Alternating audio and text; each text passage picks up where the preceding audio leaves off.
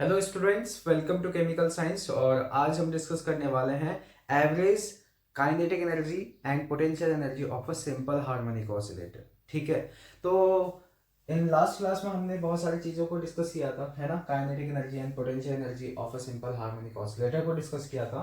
ठीक है, आज हम average kinetic energy and average potential energy को डिस्कस करने वाले हैं। तो स्टूडेंट, हमने देखा था in simple harmonic motion displacement of particle को हम इस तरीके से लिखते हैं x equal to A sine omega T plus five. ठीक है, तो ये ओमेगा टी प्लस फाइव हमारे पास फेज होता है, ओके, और फाइव हमारे पास फेज कांस्टेंट होता है, ए एम्पलीट्यूड होता है, x हमारे पास डिस्प्लेसमेंट होता है। तो इसके बाद अगर हम बात करें स्टूडेंट, अगर हम अगर हम इसका डिफरेंशिएशन कर दें, है ना, वेलोसिटी अगर हमें फाइंड आउट करनी है तो हम इसका फर्स्ट डेरिवेटिव फाइंड आउट करते हैं dx बाई डी टी। सो हमारे पास आ जाएगा this is a omega, this is cos omega T plus five. हमारे पास वेलोसिटी का एक्सप्रेशन इस तरीके से आता है। अगर हम किसी इंस्टेंट पर किसी पार्टिकल का काइनेटिक एनर्जी फाइंड आउट करें या पोटेंशियल एनर्जी फाइंड आउट करें तो उसको हम किस तरीके से लिखते हैं? सो इंस्टेंटेनियस काइनेटिक एनर्जी क्या होगी हमारे पास? ठीक है, और इंस्टेंटेनियस पोटेंशियल एनर्जी क्या होगी हमारे पास? तो पोटेंशियल एनर्जी का एक्सप्रेशन होता है student half K X square. हमारे पास ये के होता है force constant, force per unit length, है ना, फोर्स पर यूनिट लेंथ इसको हम डिफाइन करते हैं, ये फोर्स कांस्टेंट या इसकी जो वैल्यू होती है स्टूडेंट, ये हम इस तरीके से लिखते हैं के this is omega square M. Clear है? सो इसको हम लिखते हैं omega square by M, omega square M. ठीक है, और सिमिलर वे में हम काइनेटिक एनर्जी का एक्सप्रेशन इस तरीके से लिखते हैं हाफ के, सॉरी, यहाँ पर लिखते हैं हम हाफ एम वी स्क्वायर, हम लिखते हैं half M V square. Clear है स्टूडेंट? अब क्या करना है हमें, इन सभी चीजों को यहाँ पर, ये इंस्टेंटेनियस हमारे पास क्या है, kinetic energy and potential energy. अब हमें average kinetic energy and potential energy for a complete cycle यानी वन साइकिल के लिए फाइंड आउट करना है। सो अब हम लिखने वाले हैं यहाँ पर, अगर हम वन एनर्जी का एक्सप्रेशन लिखेंगे एवरेज पोटेंशियल एनर्जी। ठीक है, तो एवरेज पोटेंशियल एनर्जी को किस तरीके से लिखेंगे? द टाइम एवरेज ऑफ, या इस तरीके से लिखते हैं potential energy for one cycle, ठीक है, divide by time required for one cycle. ठीक है, तो एवरेज पोटेंशियल एनर्जी को हम किस तरीके से डिनोट करेंगे, इसका नोटेशन कैसे लिखेंगे? अगर हम पोटेंशियल एनर्जी की नोटेशन को यू से रिप्रेजेंट करें तो एवरेज पोटेंशियल एनर्जी का जो सिंबल होगा यू के ऊपर बार। ठीक है, ये एवरेज का सिंबल हो सकता है, या इसको हम इस तरीके से भी रिप्रेजेंट कर सकते हैं स्टूडेंट यू बार। ये एवरेज हमारे पास का सिंबल है ना। So potential energy for one cycle हम इस तरीके से लिखेंगे, यू लिखेंगे और डी टी लिखने वाले हैं, और इसको वन साइकिल के लिए हम इसको इंटीग्रेट कर देंगे। ठीक है, एक तरीके से हम कह सकते हैं time average of potential energy है, this is time average of potential energy. ठीक है, सो डिवाइड बाय हम लिखेंगे यहाँ पर dt और इसको जीरो से लेकर t के बीच में इंटीग्रेट कर देंगे। क्लियर है स्टूडेंट इतना?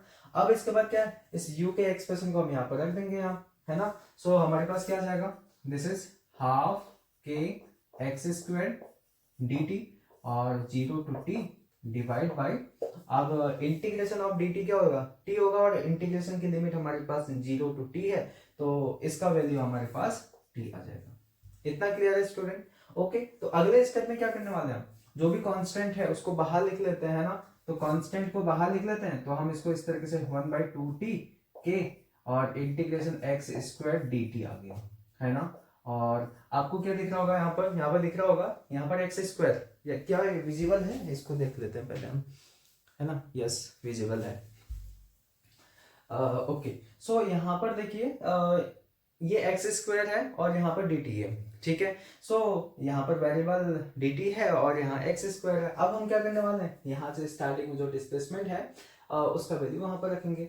सो हमारे पास क्या आ जाएगा, देखिए स्टूडेंट, वन बाई यानी इसको k divide by two T लिख देते हैं, है ना, और एक्स स्क्वायर की वैल्यू यहाँ से रख लेते हैं, this is a square sine square omega T plus five, ये वैल्यू आ जाएगा, और इसको हम इंटीग्रेट करेंगे जीरो से लेकर टी के बीच में और dt लिखने वाले हैं। क्लियर है स्टूडेंट। और यहाँ पर देखिए स्टूडेंट, हम यहाँ पर क्या लिखने वाले हैं, देखिए k डिवाइड बाई 2t, और ये जो a स्क्वायर है एम्पलीट्यूड है, इसको बाहर ले लेंगे, और integration 0 to t, this is sine square omega t plus 5 dt। Clear है। अब देखिए स्टूडेंट, ये जो हमारे पास एक्सप्रेशन आया ना, इसका इंटीग्रेशन मैं यहाँ पर करने वाला नहीं हूँ, क्योंकि आप इसको अलग से इंटीग्रेट कर सकते हैं। इन शॉर्ट इसका मैं वैल्यू रखने वाला हूँ, ठीक है। अब दो चीजें हमेशा ध्यान रखिए, अगर आपके पास इस तरीके के दो इंटीग्रेशन आते हैं 0 टू t, है ना, और मैं लिखूँ साइन स्क्वायर ओमेगा टी और ओमेगा टी dt इस तरीके से, तो इसका वैल्यू आएगा स्टूडेंट, हमेशा ध्यान रखना, this is t by 2। Okay, similar way में अगर मैं यहाँ पर लिखूं कॉस फंक्शन, ठीक है, तो कॉस स्क्वायर ओमेगा टी अगर मैं लिखूं dt और इंटीग्रेशन 0 टू t, तो इसका वैल्यू भी हमारे पास t बाई 2 आएगा, ठीक है।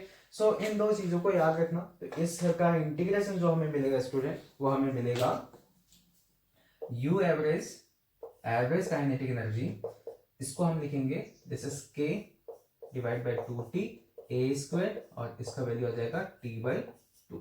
t से t कैंसिल आउट, तो हमारे पास बचेगा 1/4, this is 1/4 k a square, ठीक है। और इस k के प्लेस पर हम m ओमेगा स्क्वायर भी लिख सकते हैं student, this is half m omega square a square, ऐसा कुछ भी लिख सकते हैं। सो फाइनली हमारे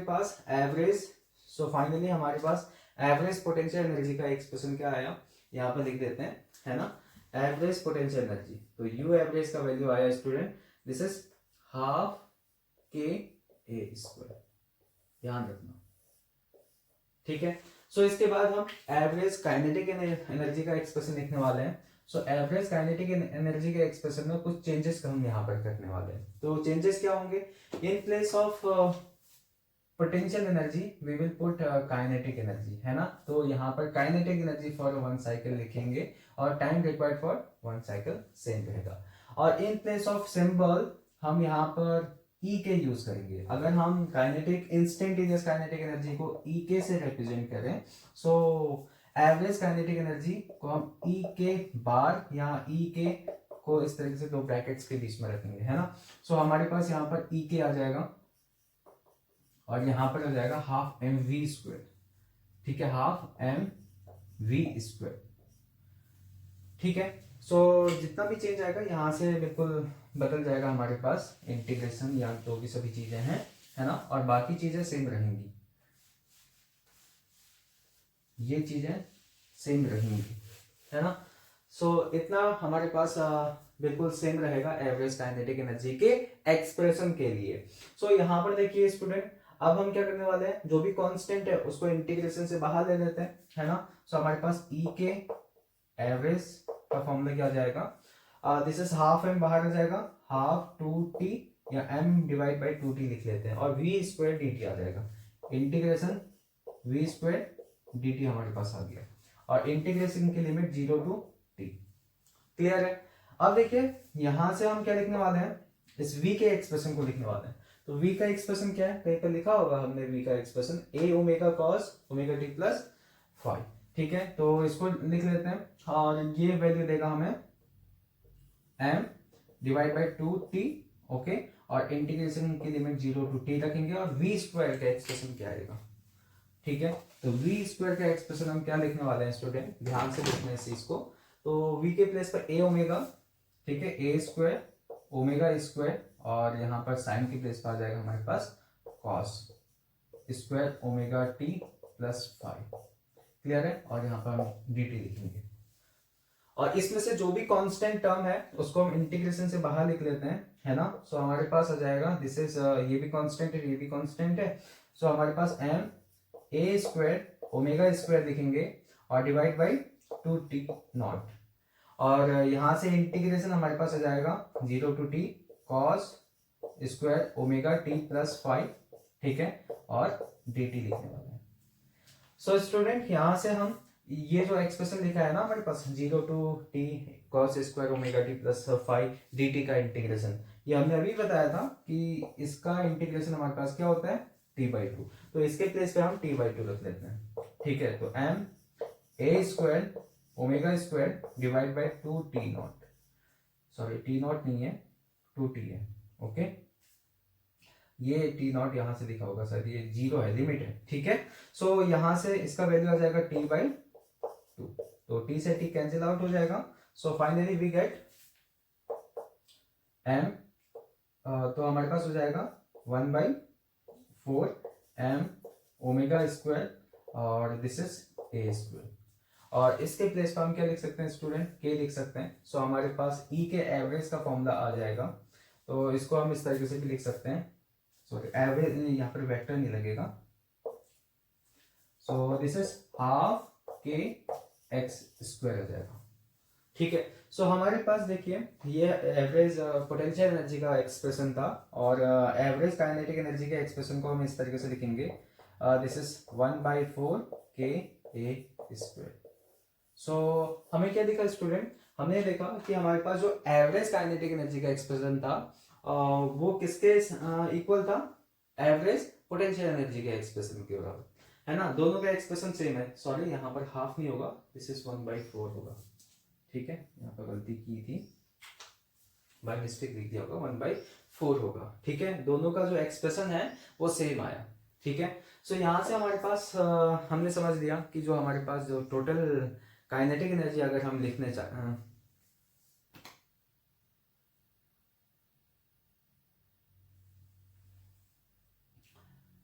अब इसके बाद हम लिखने वाले हैं स्टूडेंट टोटल एनर्जी, ठीक है। हम किसका एक्सप्रेशन लिखने वाले हैं, टोटल एनर्जी का एक्सप्रेशन लिखेंगे।